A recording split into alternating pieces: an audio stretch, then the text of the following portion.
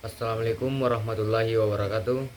Perkenalkan, nama saya Nurul Afdal dengan NIM 24OSP097. Di sini saya akan menjelaskan perancangan pengontrolan forward reverse motor induksi 3 fasa dengan PLC. Kita melangkah ke pendahuluan.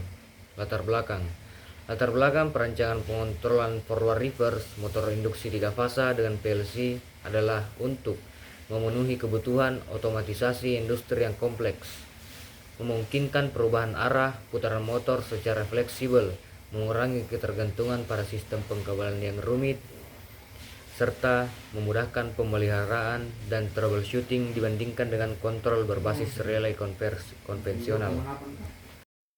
Baik, selanjutnya. Menurut NEMA, PLC adalah perangkat elektronik digital yang menggunakan memori yang dapat diprogram untuk menyimpan instruksi yang menerapkan fungsi khusus seperti logika, pengurutan, pewaktuan, penghitungan, dan aritmatika guna mengendalikan mesin dan proses di lingkungan industri. Lanjut.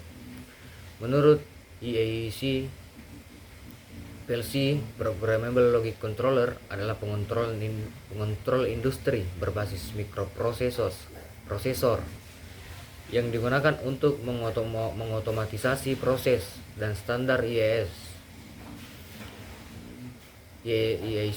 61131 mengatur bahasa pemrograman standar untuk PLC seperti ladder diagram, structured text, dan function block diagram yang bertujuan untuk standarisasi dan portabilitas perangkat lunak.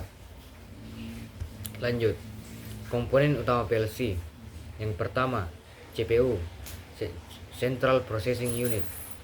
Fungsi ini adalah otak dari PLC yang menjalankan program logika, memproses data dan membuat keputusan berdasarkan input yang diterima dan program yang telah disimpan. Cara kerja: CPU terus-menerus membaca program, mengeksekusi instruksi, dan mengirimkan sinyal ke output sesuai dengan logika program. Lanjut.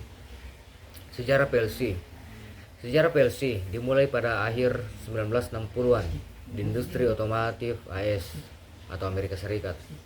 Ketika General Motors GM meminta solusi untuk menggantikan sistem kontrol berbasis relay yang rumit. Pada tahun 1968, Dickie Morley dan timnya di Whitford Associates mengembangkan PLC pertama yang dikenal sebagai Modicon 084. PLC ini menggunakan mikroprosesor untuk memberikan fleksibilitas dan keandalan yang lebih baik dalam mengontrol proses manufaktur, menggantikan relay, dan mengatur waktu yang mahal serta memakan waktu untuk diprogram ulang. Lanjut. Kelebihan PLC dibanding dengan relay.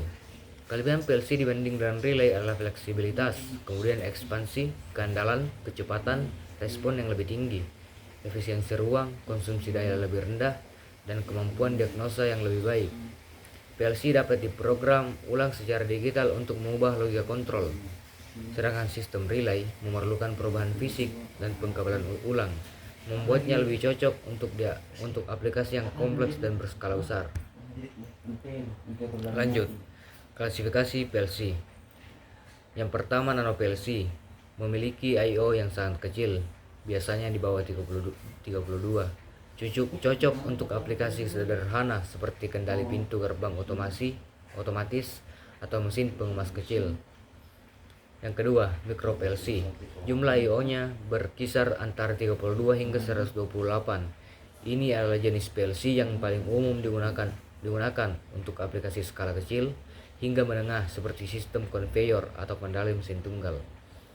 Yang ketiga, small PLC memiliki I/O yang lebih besar antara 128 hingga 512, digunakan untuk aplikasi yang sedikit lebih kompleks seperti sistem kendali produksi di pabrik. Yang keempat, medium PLC. Jumlah I/O-nya antara 512 hingga 4096. Cocok untuk aplikasi skala besar seperti sistem kendali lini, produksi yang kompleks, atau sistem kendali pabrik. Yang kelima, Lerge PLC memiliki I/O lebih dari 4096, digunakan untuk aplikasi yang sangat besar dan kompleks seperti kendali pabrik, baja, atau pembangkit listrik. Lanjut. Ada beberapa PLC. Yang pertama merek Siemens.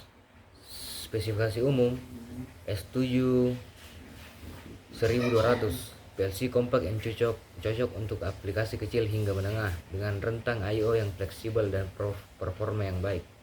Yang kedua, S7 300. PLC modular yang menawarkan fleksibilitas tinggi untuk ekspansi I/O, cocok untuk tugas-tugas manufaktur dan kontrol proses yang lebih kompleks.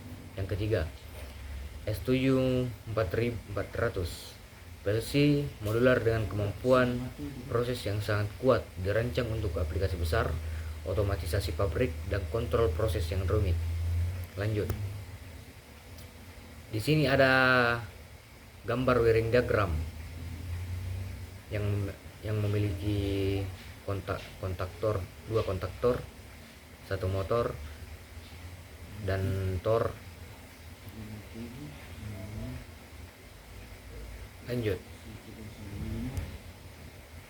Dan ada pun tabel I/O list. Dan ada ladder diagram.